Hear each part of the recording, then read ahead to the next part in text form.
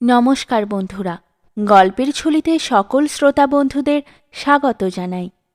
আজ আপনাদের জন্য গল্পের ঝুলিতে রয়েছে শরৎচন্দ্র চট্টোপাধ্যায়ের লেখা মন্দির। গল্পটি ভালো লাগলে একটা লাইক করার অনুরোধ রইল এবং আরও গল্প শোনার জন্য চ্যানেলটি সাবস্ক্রাইব করতে কিন্তু ভুলবেন না। গল্প পাঠে এবং মহিলা চরিত্রে আমি তৃষিতা, পুরুষ চরিত্রে শুভঙ্কর। তাহলে চলুন শুনে নেওয়া যাক আজকের গল্প। এক গ্রামে নদীর তীরে দুঘর কুমোর বাস করিত। তাহারা নদীর মাটি তুলিয়া ছাঁচে ফেলিয়া পুতুল তৈরি করিত আর হাটে বিক্রয় করিয়া আসিত। চিরকাল তাহারা এই কাজ করে চিরকালেই মাটির পুতুল তাহাদিগের পরনের বস্ত্র ও উদরের অন্ন যোগাইয়া থাকে। মেয়েরা কাজ করে, জল তুলে, রাঁধিয়া স্বামীপুত্রকে খাওয়ায় এবং নিবান ভস্মস্তূপের ভিতর হইতে পোড়া পুতুল বাহির করিয়া আঁচল দিয়া ঝাড়িয়া চিত্রিত হইবার জন্য পুরুষদের হাতের কাছে আগাইয়া দেয়। শক্তিনাথ এই কুম্ভকার পরিবারের মধ্যে আসিয়া স্থান গ্রহণ করিয়াছিল। রোগক্লিষ্ট ক্ষীণ দেহ এই ব্রাহ্মণ কুমার। তাহার বন্ধুবান্ধব, খেলাধুলা, লেখাপড়া সব ছাড়িয়া দিয়া এই মাটির পুতুলের পানে অকস্মাৎ একদিন ঝুঁকিয়া পড়িল। সে বাঁশের ছুরি ধুইয়া দিত, ছাঁচের ভিতর হইতে পরিষ্কার করিয়া মাটি চাঁচিয়া ফেলিত এবং উৎকণ্ঠিত ও অসন্তুষ্ট চিত্তে পুতুলের চিত্রাঙ্কন কার্য কেমন অসাবধানতার সহিত সমাধা হইতেছে তাহাই দেখিত। কালি দিয়া পুতুলের ভ্রু, চক্ষু, ওষ্ঠ প্রভৃতি লিখিত হইত। কোনোটার ভ্রু মোটা, কোনোটার আধখানা, কাহারও বা ওষ্ঠের নিচে কালির আঁচড় লাগিয়া থাকিত। শক্তিনাথ অধীর ঔৎসুক্যে আবেদন করিত, ও সর্দার দাদা, অমন তাচ্ছিল্য করে আঁকছো কেন? সরকার দাদা অর্থাৎ কারিগর সস্নেহে হাসিয়া জবাব দিত, বামন ঠাকুর, ভালো করে আঁকতে গেলে বেশি দাম লাগে। অত কে দেবে বলো? 1 পয়সার পুতুল তো আর 4 পয়সায় বিকোবে না। এই সহজ কথাটার অনেক আলোচনা করিয়াও শক্তিনাথ আধখানা মাত্র বুঝিয়াছিল। 1 পয়সার পুতুল ঠিক পয়সায় বিকাইবে, তাহার ভ্রু থাকুক, আধখানা ভ্রু নাই থাকুক, 2 চক্ষু সমান অসমান যাই হোক, সেই 1 পয়সা। মিছামিছি কে এত পরিশ্রম করিবে? পুতুল কিনিবে বালক, 2 দণ্ড তাহাকে আদর করিবে, শোয়াইবে, বসাইবে, কোলে করিবে, তারপর ভাঙিয়া ফেলিয়া দিবে, এই তো। শক্তিনাথ বাটি হইতে সকালবেলা যে মুড়ি মুড়কি কাপড়ে বাঁধিয়া আনিয়াছিল তাহার ভুক্তাবশিষ্ট এখনও বাঁধা আছে। তাহাই খুলিয়া অতিশয় অন্যমনস্কভাবে চিবাইতে চিবাইতে, ছড়াইতে ছড়াইতে সে তাহাদের জীর্ণ বাটির প্রাঙ্গণে আসিয়া দাঁড়াইল। বাটিতে কেহ নাই। ভগ্ন স্বাস্থ্য বৃদ্ধ পিতা জমিদার বাটিতে মদনমোহন ঠাকুরের পূজা করিতে গিয়াছেন। ভিজা আলো চাল, কলা, মূলা প্রভৃতি উৎসর্গীকৃত নৈবেদ্য বাঁধিয়া আনিবেন। তাহার পর পাক করিয়া পুত্রকে খাওয়াইবেন, নিজেও খাইবেন। বাড়ির উঠান কুঁদ ফুল, করবী ফুল ও শেফালি ফুল গাছে পূর্ণ। গৃহলক্ষ্মীহীন বাটিটার সর্বত্রই জঙ্গল।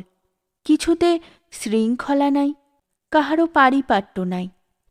বৃদ্ধ ভট্টাচার্য মধুসূদন কোনরূপে দিনপাত করেন। শক্তিনাথ ফুল পাড়িয়া, ডাল নাড়িয়া, পাতা ছিঁড়িয়া উঠানময় অন্যমনস্কভাবে ঘুরিয়া বেড়াইতে লাগিল। প্রতিদিন সকালবেলা শক্তিনাথ কুমোর বাড়ি যায়। আজকাল সে পুতুলে রং দিবার অধিকার পাইয়াছে। তাহার সরকার দাদা সযত্নে সবচেয়ে ভালো পুতুলটা তাহাকে বাছিয়া দিয়া বলে, নাও দাদা ঠাকুর, তুমি চিত্তির করো। দাদাবাবু একবেলা ধরিয়া একটি পুতুল চিত্রিত করে। হয়তো খুব ভালোই হয়, তবু 1 পয়সার বেশি দাম ওঠে না। সরকার দাদা কিন্তু বাটি আসিয়া বলে, বামন ঠাকুরের চিত্তি করা পুতুলটি 2 পয়সায় বিকিয়েছে। শুনিয়া শক্তিনাথের আর আনন্দ ধরে না। এ গ্রামের জমিদার কায়স্থ, দেবদ্বিজে তাহার বাড়াবাড়ি ভক্তি। গৃহদেবতার নিকষ নির্মিত মদনমোহন বিগ্রহ, পার্শ্বে সুবর্ণরঞ্জিত শ্রীরাধা। অত্যুচ্চ মন্দিরে রৌপ্য সিংহাসনে তাহারাই প্রতিষ্ঠিত। বৃন্দাবন লীলার কত অপরূপ চিত্র মন্দির গাত্রে সংলগ্ন। উপরে কিংখাপের চন্দ্রাতপ, তাহাতেই শত শাখার ঝাড় দুলিতেছে। এক পার্শ্বে মর্মর বেদির উপর উপকরণ সজ্জিত এবং নিত্য নিবেদিত পুষ্পচন্দনের ঘন সৌরভে মন্দিরাভ্যন্তর সমাচ্ছন্ন। বুঝি স্বর্গসুখ ও সৌন্দর্যের কথা স্মরণ করাইয়া দিতেই পুষ্প ও গন্ধ পূজার প্রথম উপাচার হইয়াছে, এবং তাহারাই সুকোমল সুরভি বায়ুর স্তরে স্তরে সঞ্চিত হইয়া মন্দির বায়ুকে নিবিড় করিয়া রাখিয়াছে। অনেক দিনের কথা বলিতেছি। জমিদার রাজনারায়ণ বাবু যখন প্রৌঢ়ত্বের সীমায় পা দিয়া প্রথম বুঝিলেন যে এই জীবনের ছায়া ক্রমশ দীর্ঘ ও অস্পষ্ট হইয়া আসিতেছে, যেদিন সর্বপ্রথম বুঝিলেন যে এই জমিদারি ও ধন ঐশ্বর্য ভোগের মেয়াদ প্রতিদিন কমিয়া আসিতেছে, প্রথম যেদিন মন্দিরের একপার্শ্বে দাঁড়াইয়া চোখ দিয়া অনুতাপাশ্রু বিগলিত হইয়াছিল, আমি সেই দিনের কথা বলিতেছি। তখন তাহার একমাত্র কন্যা অপর্ণা 5 বৎসরের বালিকা। পিতার পায়ের কাছে দাঁড়াইয়া এক মনে সে দেখিত মধুসূদন ভট্টাচার্য চন্দন দিয়া কালো পুতুলটি চর্চিত করিতেছেন, ফুল দিয়া সিংহাসন বেষ্টন করিতেছেন, এবং তাহারই স্নিগ্ধ গন্ধ আশীর্বাদের মতো যেন তাহাকে স্পর্শ করিয়া ফিরিতেছে। সেই দিন হইতে প্রতিদিনই এই বালিকা সন্ধ্যার পর পিতার সহিত ঠাকুরের আরতি দেখিতে আসিত এবং এই মঙ্গল উৎসবের মধ্যে অকারণে বিভোর হইয়া চাহিয়া থাকিত। ক্রমে অপর্ণা বড় হইতে লাগিল। হিন্দুর মেয়ে ঈশ্বরের ধারণা যেমন করিয়া হৃদয়ঙ্গম করে, সেও তাহাই করিতে লাগিল, এবং পিতার নিতান্ত আদরের সামগ্রী এই মন্দিরটি যে তাহারও বক্ষ শোণিতের মতো, এ কথা সে তাহার সমস্ত কর্ম ও খেলাধুলার মধ্যেও প্রমাণ করিতে বসিল। সমস্ত দিন এই মন্দিরের কাছাকাছি থাকিত, এবং একটি শুষ্ক তৃণ বা একটি শুষ্ক ফলও সে মন্দিরের ভিতরে পড়িয়া থাকা সহ্য করিতে পারিত না। এক ফোঁটা জল পড়িলে সে সযত্নে আঁচল দিয়া তাহা মুছিয়া লইত।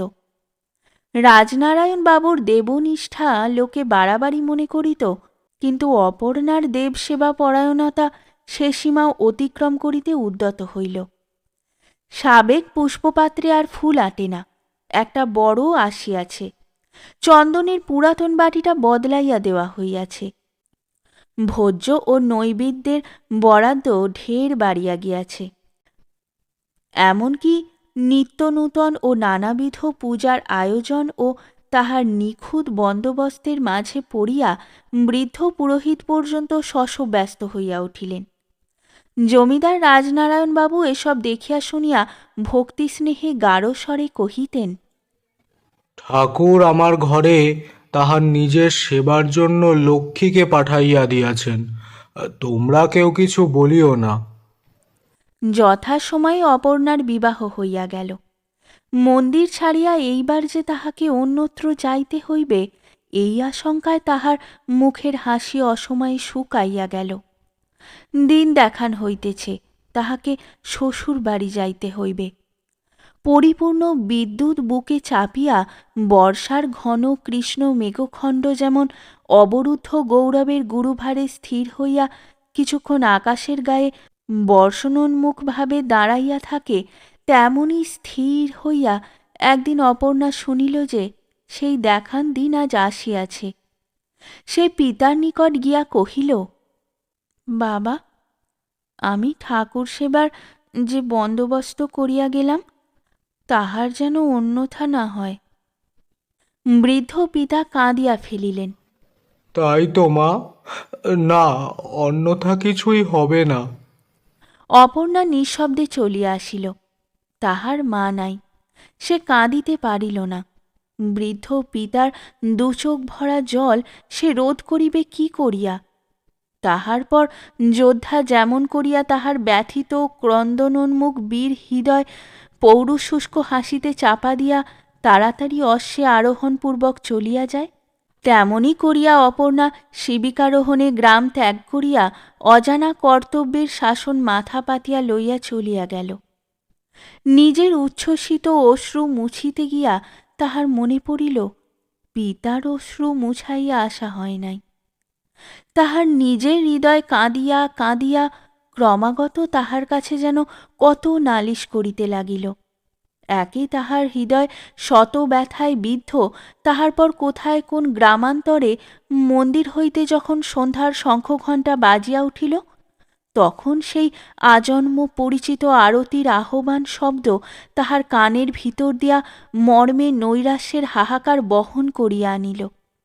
ছটপট করিয়া অপর্ণা শিবিকার দ্বার উন্মোচন করিয়া ফেলিল এবং সন্ধ্যার অন্ধকারের ভিতর দিয়া দেখিতে লাগিল, ছায়ানিবিড় একটা উচ্চ দেবদারু শিখায় একটা পরিচিত মন্দিরের সমুন্নত চূড়া কল্পনা করিয়া সে উচ্ছ্বসিত আবেগে কাঁদিয়া উঠিল। তাহার শ্বশুরবাটির একজন দাসী পিছনেই চলিয়া আসিতেছিল। সে তাড়াতাড়ি কাছে আসিয়া কহিল, ছি বৌমা, অমন করে কি কাঁদতে আছে মা? শ্বশুর ঘর কে না করে।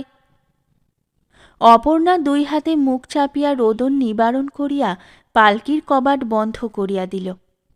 ঠিক সেই সময়টিতেই মন্দিরের ভিতর দাঁড়াইয়া পিতা রাজনারায়ণ মদনমোহন ঠাকুরের পার্শ্বে ধূপধুনার ধূমে ও চক্ষু জলে অস্পষ্ট একখানি দেবী মূর্তির অনিন্দ সুন্দর মুখে প্রিয়তমা দুহিতার মুখচ্ছবি নিরীক্ষণ করিতেছিলেন। অপর্ণার স্বামী গৃহে, সেথায় তাহার ইচ্ছাহীন স্বামী সম্ভাষণের ভিতর এতটুকু আবেগ, এতটুকু চাঞ্চল্য প্রকাশ পাইল না। প্রথম প্রণয়ের স্নিগ্ধ সংকোচ, মিলনের সলজ্জ উত্তেজনা কিছুই তাহার ম্লান চক্ষু দুটির পূর্বদীপ্তি ফিরাইয়া আনিল না। প্রথম হইতেই স্বামী ও স্ত্রী দুইজনেই যেন পরস্পরের কাছে কোন দুর্বোধ্য অপরাধে অপরাধী হইয়া রহিল এবং তাহারই ক্ষুব্ধ বেদনা কুলপ্লাবিনী উচ্ছ্বসিতা তটিনীর ন্যায় একটা দুর্লঙ্ঘ ব্যবধান নির্মাণ করিয়া বহিয়া যাইতে লাগিল। একদিন অনেক রাত্রে অমরনাথ ধীরে ধীরে ডাকিয়া কহিল, অপর্ণা, তোমার এখানে থাকতে কি ভালো লাগে না? অপর্ণা জাগিয়াছিল, বলিল, না। বাপের বাড়ি যাবে? যাব। কাল যেতে চাও? চাই। ক্ষুব্ধ অমরনাথ জবাব শুনিয়া অবাক হইয়া গেল। কিছুক্ষণ চুপ করিয়া থাকিয়া বলিল, আর যদি যাওয়া না হয়? অপর্ণা কহিল, তাহলে যেমন আছি তেমনই থাকিব। আবার কিছুক্ষণ দুইজনেই চুপ করিয়া থাকিল। অমরনাথ ডাকিল, অপর্ণা। অপর্ণা অন্যমনস্কভাবে বলিল, কি? আমাকে কি তোমার কোনো প্রয়োজন নাই? অপর্ণা গায়ের কাপড় চোপড় সর্বাঙ্গে বেশ করিয়া টানিয়া দিয়া স্বচ্ছন্দে শুইয়া বলিল, ওসব কথায় বড় ঝগড়া হয়, ওসব বলো না। ঝগড়া হয়? কি করে জানলে? জানি, আমাদের বাপের বাড়িতে মেজদা ও মেজবউ এই নিয়ে নিত্য কলহ করে। আমার ঝগড়া কলহ ভালো লাগে না। শুনিয়া অমরনাথ উত্তেজিত হইয়া উঠিল। অন্ধকার হাতড়াইয়া সে যেন এই কথাটাই এতদিন খুঁজিতেছিল। হঠাৎ আজ যেন তাহা হাতে ঠেকিল, বলিয়া উঠিল, এসো অপর্ণা, আমরাও ঝগড়া করি। এমন করে থাকার চেয়ে ঝগড়া কলহ ঢের ভালো। অপর্ণা স্থিরভাবে কহিল, ছি, ঝগড়া কেন করতে যাবে? তুমি ঘুমাও। তাহার পর অপর্ণা ঘুমাইল কি জাগিয়া রহিল, সমস্ত রাত্রি জাগিয়া থাকিয়াও অমরনাথ বুঝিতে পারিল না। প্রত্যুষে উঠিয়া সন্ধ্যা পর্যন্ত সমস্ত দিন অপর্ণার কাজকর্ম ও জপে তপে কাটিয়া যায়। এতটুকু রঙ্গরস বা কৌতুকের মধ্যে সে প্রবেশ করে না। দেখিয়া তাহার সমবয়সীরা বিদ্রূপ করিয়া কত কি বলে। ননদেরা গোসাই ঠাকুর বলিয়া পরিহাস করে, তথাপি সে দলে মিশিতে পারিল না। কেবলই তাহার মনে হইতে লাগিল দিনগুলা মিছা কাটিয়া যাইতেছে, আর এই অলক্ষ্য আকর্ষণে তাহার প্রতি শোণিত বিন্দু সেই পিতৃ প্রতিষ্ঠিত মন্দির অভিমুখে ছুটিয়া যাইবার জন্য পূর্ণিমার উদ্বেলিত সিন্ধুবাড়ির মতো হৃদয়ের কূলে উপকূলে অহরহ আছড়াইয়া পড়িতেছে। তাহার সংযম কিসে হইবে? ঘরকন্যার কাজে না ছোটখাটো হাস্য পরিহাসে? ক্ষুব্ধ অসুস্থ চিত্ত তাহার এই যে বিপুল ভ্রান্তি মাথায় করিয়া আপনা আপনি পাক খাইয়া মরিতেছে, তাহার নিকট স্বামীর আদর ও স্নেহ, পরিজনবর্গের প্রীতি সম্ভাষণ ঘেঁষিবে কি করিয়া? কি করিয়া সে বুঝিবে কুমারীর দেবসেবা দ্বারা নারীত্বের কর্তব্যের সবটুকু পরিসর পরিপূর্ণ করা যায় না? অমরনাথের বুঝিবার ভুল। সে উপহার লইয়া স্ত্রীর কাছে আসিয়াছে। বেলা তখন ৯টা-১০টা। স্নানান্তে অপর্ণা পূজা করিতে যাইতেছিল। গলার স্বর যতটা সম্ভব মধুর করিয়া অমর কহিল, অপর্ণা, তোমার জন্য কিছু উপহার এনেছি, দয়া করে নেবে কি? অপর্ণা হাসিয়া বলিল, নেব বই কি। অমরনাথ আকাশের চাঁদ হাতে পাইল। আনন্দে শৌখিন রুমালে বাঁধা একটা বাক্সর ডালা খুলিতে বসিল। ডালার উপরে অপর্ণার নাম সোনার জলে লেখা। এখন একবার সে অপর্ণার মুখখানি দেখিবার জন্য তাহার মুখের দিকে চাহিল, কিন্তু দেখিল মানুষ কাচের নকল চোখ পড়িয়া যেমন করিয়া চাহে তেমনি করিয়া অপর্ণা তাহার পানে চাহিয়া আছে। দেখিয়া তাহার সমস্ত উৎসাহ এক নিমেষে নিবিয়া গিয়া যেন অর্থহীন এক ফোঁটা শুষ্ক হাসির মাঝে আপনাকে লুকাইয়া ফেলিতে চাহিল।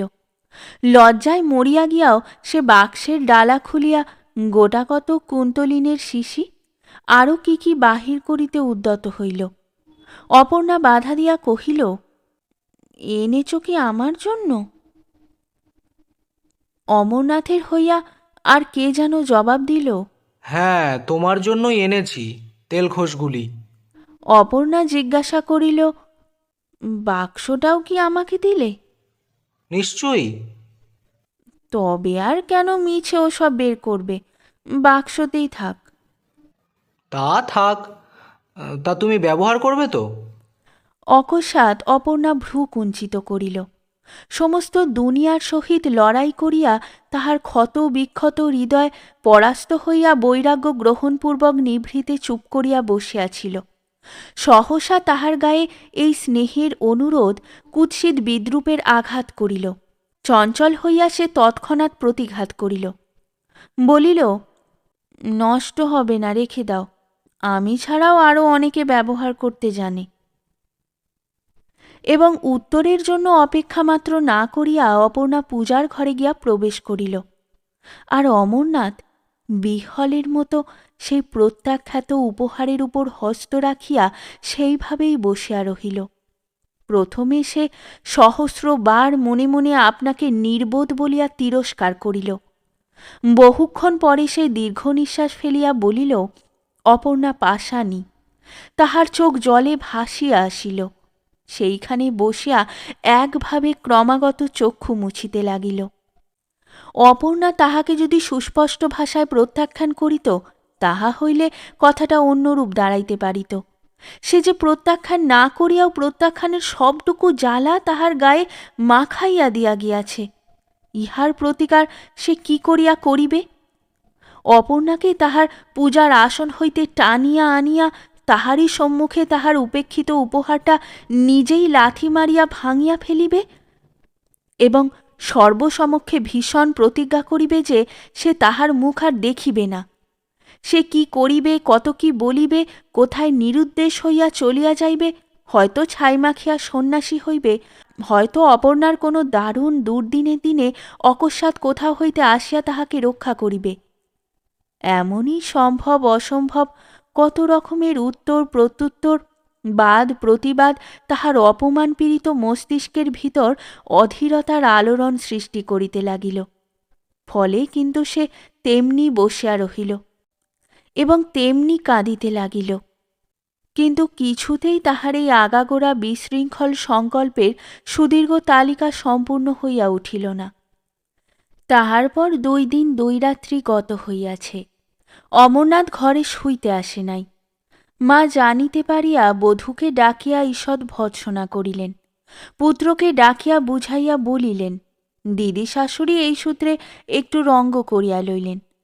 এমনি সাতে পাঁচে ব্যাপারটা লঘু হইয়া গেল। রাত্রে অপর্ণা স্বামীর নিকট ক্ষমা ভিক্ষা চাহিল। বলিল, যদি মনে কষ্ট দিয়ে থাকি তো আমাকে ক্ষমা করো। অমরনাথ কথা কহিতে পারিল না।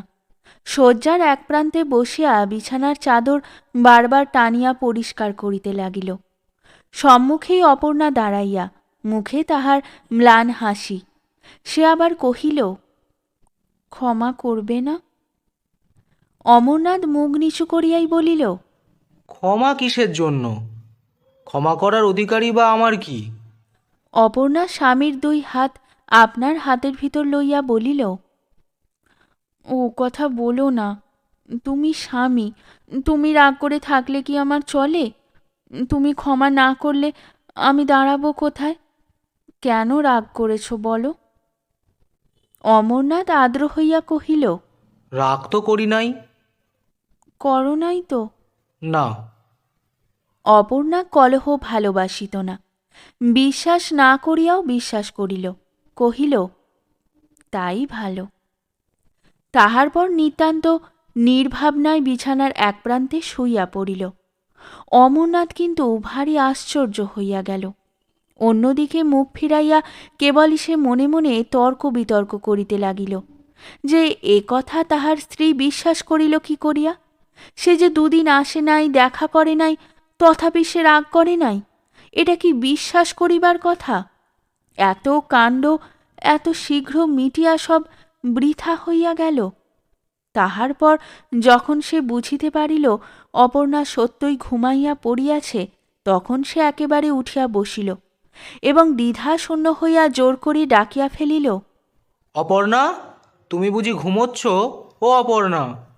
অপর্ণা জাগিয়া উঠিল, বলিল, হুম, ডাকছ? হ্যাঁ, কাল আমি কলকাতা যাব। কই, সে কথা তো আগে শুনি নাই। এত শীঘ্র তোমার কলেজে ছুটি ফুরলো? আরও দুদিন থাকতে পারো না? না, আর থাকা হয় না। অপর্ণা একটু ভাবিয়া জিজ্ঞাসা করিল, তুমি কি আমার উপর রাগ করে যাচ্ছ? ইহা যে সত্য কথা অমরনাথ তাহা জানিত, কিন্তু সে কথা সে স্বীকার করিতে পারিল না। সংকোচ আসিয়া তাহার যেন কোঁচার খুঁট ধরিয়া টানিয়া ফিরাইল। আশঙ্কা হইল পাছে সে আপনার অপদার্থতা প্রতিপন্ন করিয়া অপর্ণার সম্ভ্রমহানি করিয়া বসে। এমনি করিয়া কৌতূহল বিমুখ নারীর নিশ্চেষ্টতা তাহাকে অভিভূত করিয়া ফেলিল। স্বামিত্বের যেটুকু তেজ সে তাহার স্বাভাবিক অধিকার হইতে গ্রহণ করিয়াছিল, সেটুকু এই 4-5 মাস ধরিয়া দিনে দিনে অপর্ণা আকর্ষণ করিয়া লইয়াছে। এখন সে ক্রোধ প্রকাশ করিবে কোন সাহসে? অপর্ণা আবার বলিল, রাগ করে কোথাও যেও না, তাহলে আমার মনে বড় ব্যথা লাগবে। অমরনাথ মিথ্যা ও সত্য যাহা বানাইয়া বলিতে পারিল, তাহার অর্থ এই যে সে রাগ করে নাই এবং তাহারই প্রমাণস্বরূপ সে আরও 2 দিন থাকিয়া যাইবে। থাকিলেও তাই, কিন্তু কাঁদিয়া জয়ী হইবার একটা লজ্জাজনক অস্বস্তি লইয়া বাড়িতে থাকিল। ঝাড়া বৃষ্টির একটা সুবিধে আছে, তাহাতে আকাশ নির্মল হয়, কিন্তু টিপি টিপি বৃষ্টিতে মেঘ কাটে না, শুধু পায়ের নিচে কাদা ও চতুর্দিকে নিরানন্দময় ভাব বাড়িয়া ওঠে। বাড়ি হইতে যে কাদা মাখিয়া অমরনাথ কলিকাতায় আসিল, তাহা ধুইয়া ফেলিবার একটুখানি জলও সে বৃহৎ নগরীর ভিতর খুঁজিয়া পাইল না। এখানে তার পূর্বপরিচিত যেসব সুখ ছিল, তাহাদের কাছে এই পঙ্কিল পা দুখানি বাহির করিতেও তাহার লজ্জা করিতে লাগিল। না লাগে লেখাপড়ায় মন, না পায় আমোদ আহ্লাদে তৃপ্তি। এখানেও থাকিতে ইচ্ছা করে না, বাড়ি যাইতেও প্রবৃত্তি নাই। সমস্ত বুকের উপর তাহার যেন দুর্বহ যন্ত্রণাভার চাপানো রহিয়াছে এবং তাহা ঠেলিয়া ফেলিবার জন্য ব্যাকুল বক্ষপঞ্জর পরস্পর ঠোকাঠুকি করিতেছে, কিন্তু বিফল চেষ্টা। এমনি অন্তর্বেদনা লইয়া সে একদিন অসুখে পড়িল। সংবাদ পাইয়া পিতামাতা ছুটিয়া আসিলেন, কিন্তু অপর্ণাকে সঙ্গে আনিলেন না। অমরনাথও যে ঠিক এমনিটি আশা করিয়াছিল তাহা নয়, তবু দমিয়া গেল। অসুখ উত্তরোত্তর বাড়িতে লাগিল। এ সময়ে স্বভাবতই তাহার অপর্ণাকে দেখিতে ইচ্ছা করিত, কিন্তু মুখ ফুটিয়া সে কথা বলিতে পারিল না। পিতামাতাও তাহা বুঝিলেন না, কেবল ঔষধ পথ্য আর ডাক্তার বৈদ্য। অবশেষে সে তাহাদের হাত হইতে পরিত্রাণ লাভ করিল। অমরনাথ একদিন প্রাণ ত্যাগ করিল। বিধবা হইয়া অপর্ণা স্তম্ভিত হইয়া গেল। সমস্ত শরীর কাঁটা দিয়া একটা ভয়ঙ্কর সম্ভাবনা তাহার মনে হইল। এ বুঝি তাহারই কামনার ফল? ইহাই বুঝি সে মনে মনে এতদিন চাহিতেছিল? অন্তর্যামী এতদিনে কামনা পূর্ণ করিয়াছেন। বাহিরে শুনিতে পাইল যে তাহার পিতা চিৎকার করিয়া কাঁদিতেছেন। এ কি সব স্বপ্ন? তিনি আসিলেন কখন? অপর্ণা জানালা খুলিয়া মুখ বাড়াইয়া দেখিল, সত্য সত্যই রাজনারায়ণবাবু বালকদের মতো ধুলায় লুটিয়া কাঁদিতেছেন। পিতার দেখা দেখি সেও এবার ঘরের ভিতর লুটিয়া পড়িল। অশ্রু প্রবাহ মাটি ভিজাইয়া ফেলিল। সন্ধ্যা হইতে আর বিলম্ব নাই। পিতা আসিয়া অপর্ণাকে বুকে তুলিয়া লইলেন। মা, অপর্ণা। অপর্ণা কাঁদিয়া বলিল, বাবা। তোর মদনমোহন যে তোকে মন্দিরে ডেকেছে মা। চলো বাবা, যাই। তোর যে সেখানে সব কাজ পড়ে আছে মা। চলো বাবা, বাড়ি যাই। চল মা, চল। পিতা স্নেহে মস্তক চুম্বন করিলেন, বুক দিয়া সর্ব দুঃখ মুছিয়া লইলেন, এবং তাহার পর কন্যার হাত ধরিয়া পরদিন বাটি আসিয়া উপস্থিত হইলেন। অঙ্গুলি দিয়া দেখাইয়া কহিলেন, ওই মা তোমার মন্দির, ওই তোমার মদনমোহন। নিরাভরণা অপর্ণার বৈধব্যবেশে তাহাকে আর এক রকম দেখিতে হইল, যেন এই সাদা বস্ত্র ও রুক্ষ কেশে তাহাকে অধিক মানাইল।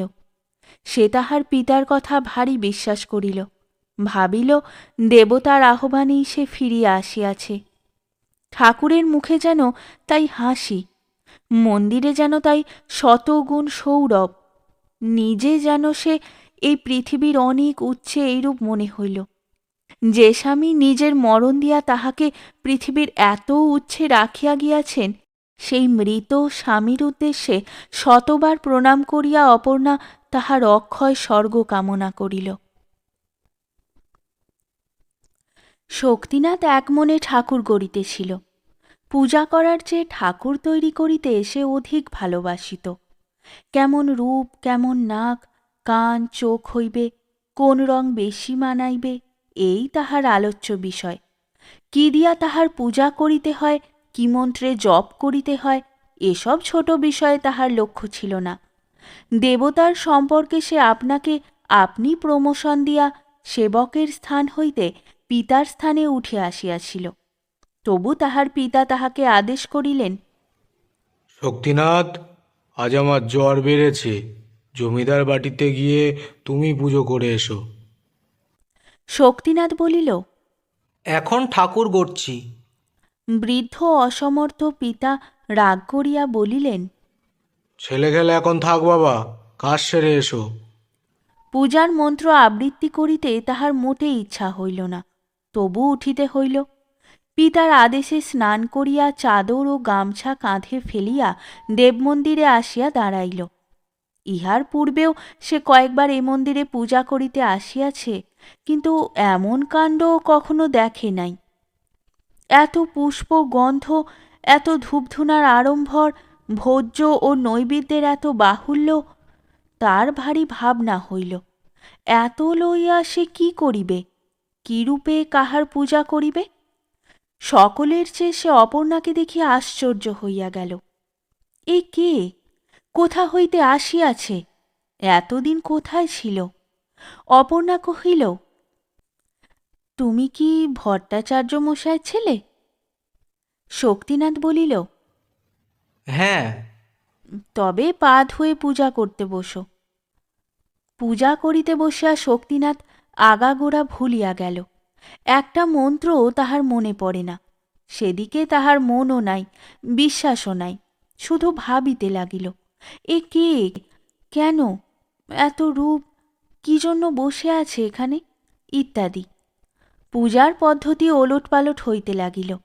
কখনো ঘণ্টা বাজাইয়া, কখনো ফুল ফেলিয়া নৈবেদ্যের ওপর জল ছিটাইয়া এই অজ্ঞ নতুন পুরোহিতটি যে পূজার কেবল ভান করিতেছে মাত্র, বিজ্ঞ পরীক্ষকের মতো পিছনে বসিয়া অপর্ণা সব বুঝিল। চিরদিন দেখিয়া এসব ভালো করিয়াই জানে। শক্তিনাথ তাহাকে ফাঁকি দেবে কি করিয়া। পূজাবসানে কঠিন স্বরে অপর্ণা কহিল, তুমি বামুনের ছেলে, অথচ পূজা করতে জানো না? শক্তিনাথ বলিল, জানি। ছাই জানো। শক্তিনাথ বিহলের মতো একবার তাহার মুখপানে চাহিল, তাহার পর চলিয়া যাইতে উদ্যত হইল। অপর্ণা ডাকিয়া ফিরাইয়া বলিল, ঠাকুর, এসব বেঁধে নিয়ে যাও, কিন্তু কাল আর এসো না। তোমার বাবা আরোগ্য হলে তিনি আসবেন। অপর্ণা নিজেই তাহার চাদর ও গামছায় সমস্ত বাঁধিয়া তাহাকে বিদায় করিল। মন্দিরের বাহিরে আসিয়া শক্তিনাথ বারবার শিহরিয়া উঠিল। এদিকে অপর্ণা নূতন করিয়া পুজোর আয়োজন করিয়া অন্য ব্রাহ্মণ ডাকিয়া পূজা শেষ করিল।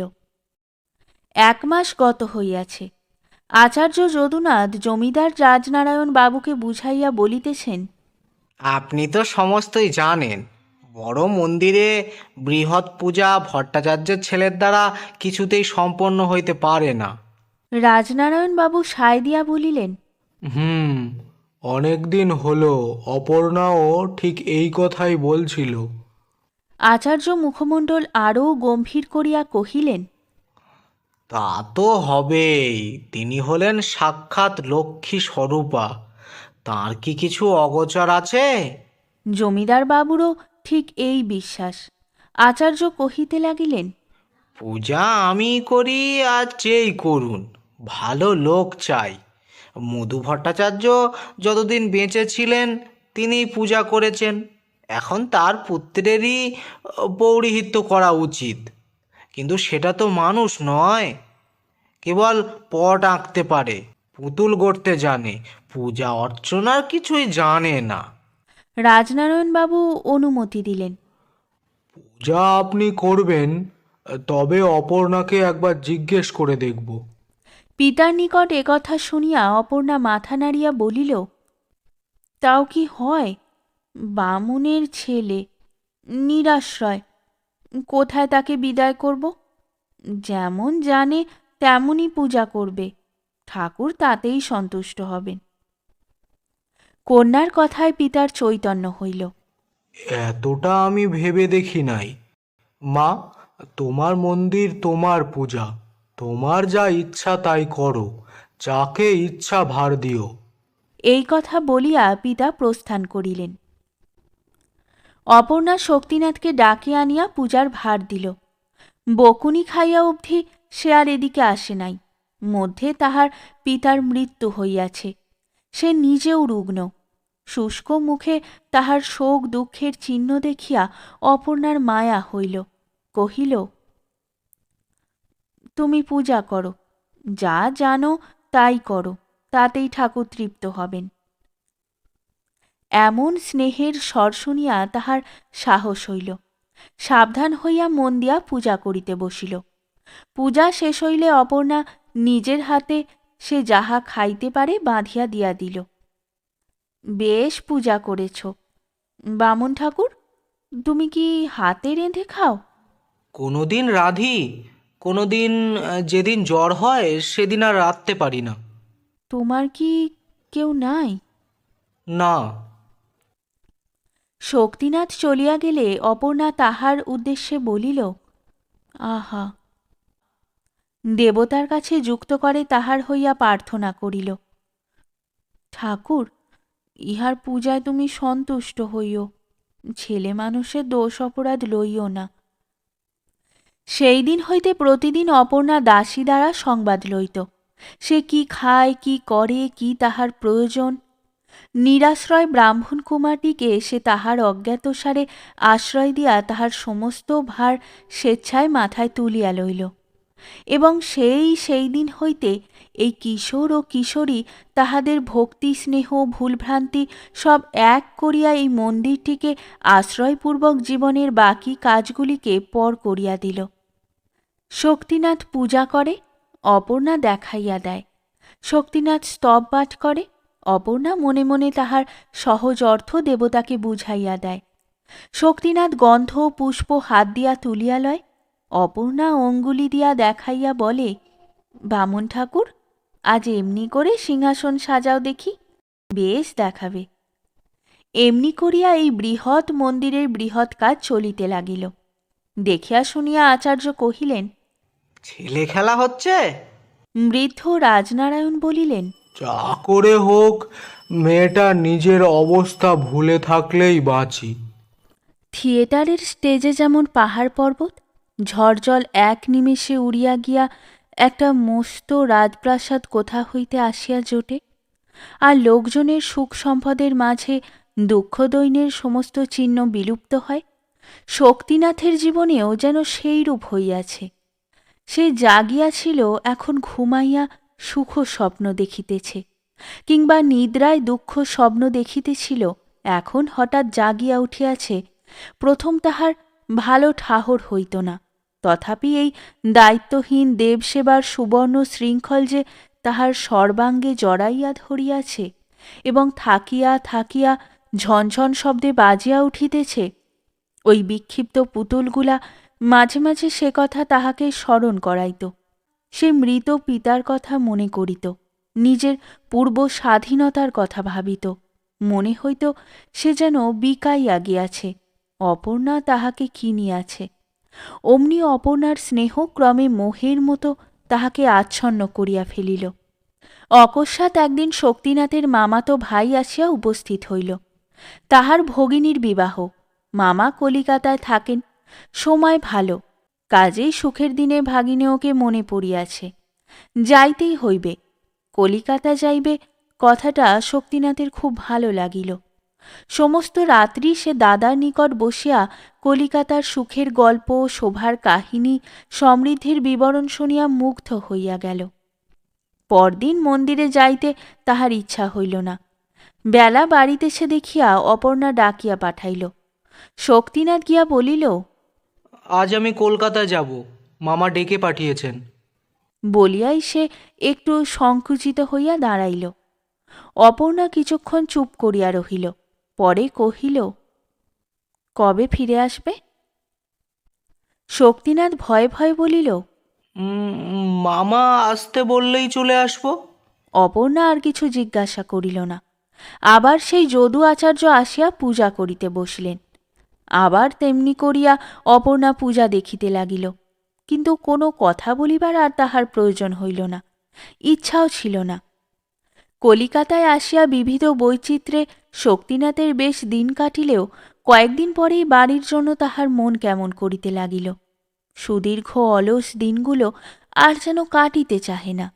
রাত্রে সে স্বপ্ন দেখিতে লাগিল, অপর্ণা যেন তাহাকে ক্রমাগত ডাকিতেছে, আর উত্তর না পাইয়া রাগ করিতেছে।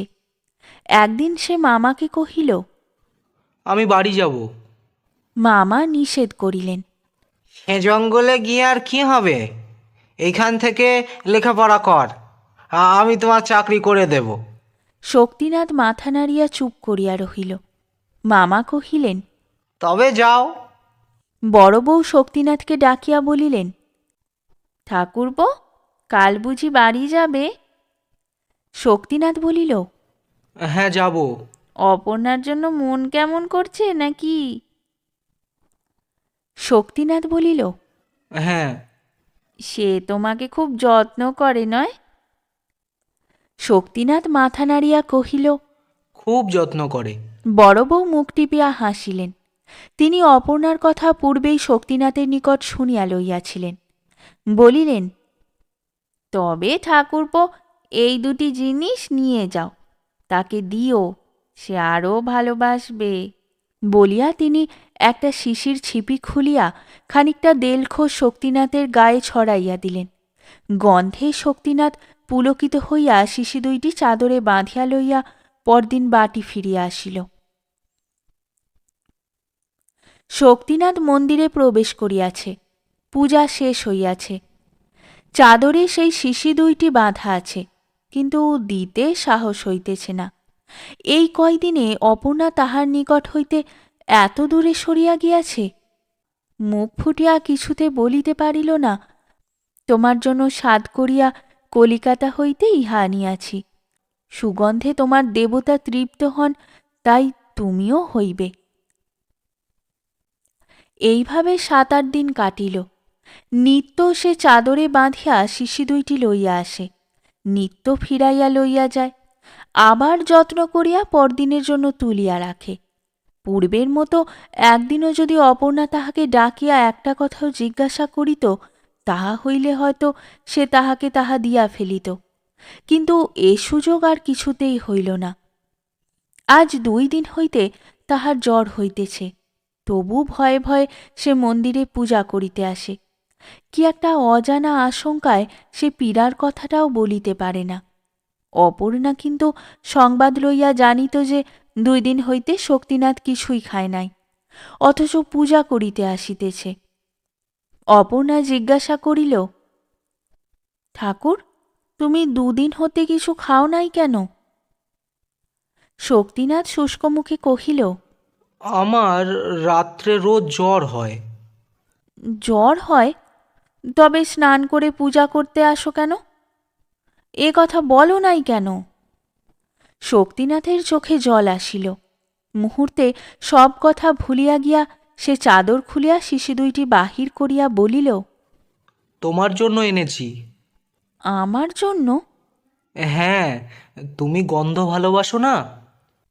উষ্ণ দুধ যেমন একটুখানি আগুনের তাপ পাইবা মাত্র টকবক করিয়া ফুটিয়া ওঠে, অপর্ণার সর্বাঙ্গের রক্ত তেমনি করিয়া ফুটিয়া উঠিল। শিশি দুইটি দেখিয়াই সে চিনিয়াছিল। গম্ভীর স্বরে বলিল, দাও। হাতে লইয়া অপর্ণা মন্দিরের বাহিরে যেখানে পূজা করা ফুল শুকাইয়া পড়িয়াছিল, সেইখানে শিশু দুইটি নিক্ষেপ করিল। আতঙ্কে শক্তিনাথের বুকের রক্ত জমাট বাঁধিয়া গেল।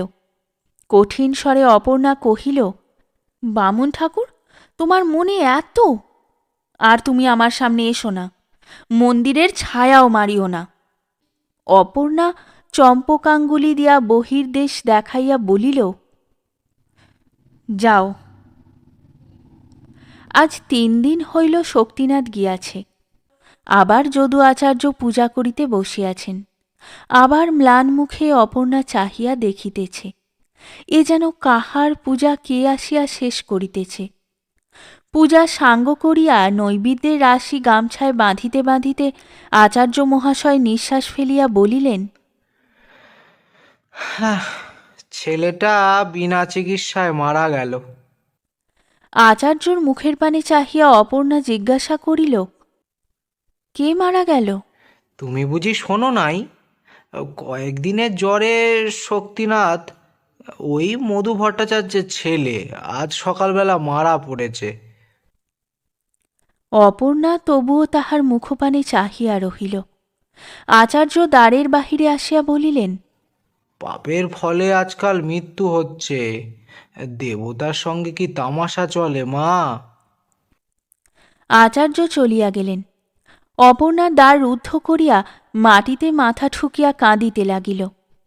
সহস্রবার কাঁদিয়া জিজ্ঞাসা করিতে লাগিল, ঠাকুর, এ কার পাবে ঠাকুর? বহুক্ষণ পরে সে উঠিয়া বসিল। চোখ মুছিয়া সে সেই শুষ্ক ফুলের ভিতর হইতে স্নেহের দান মাথায় করিয়া তুলিয়া লইল। মন্দিরের ভিতর আবার প্রবেশ করিয়া দেবতার পায়ের কাছে তাহা নামাইয়া দিয়া কাঁদিয়া কহিল, ঠাকুর, আমি যা নিতে পারি নাই, তা তুমি নাও। নিজের হাতে আমি কখনো তোমার পূজা করি নাই, আজ করছি, তুমি গ্রহণ করো ঠাকুর, তুমি গ্রহণ করো।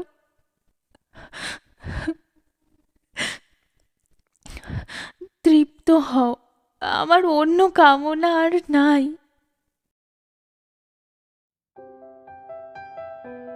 শেষ হলো আমাদের আজকের গল্প। গল্প পাঠে এবং মহিলা চরিত্রে আমি তৃষিতা, পুরুষ চরিত্রে শুভঙ্কর। গল্পটি ভালো লাগলে লাইক এবং শেয়ার করে দেবেন, এবং চ্যানেলে নতুন হয়ে থাকলে আরও গল্প শোনার জন্য চ্যানেলটি সাবস্ক্রাইব করতে কিন্তু ভুলবেন না। খুব তাড়াতাড়ি নতুন একটি গল্প নিয়ে ফিরে আসব। সকলে ভালো থাকুন, শুনতে থাকুন গল্পের ঝুলি।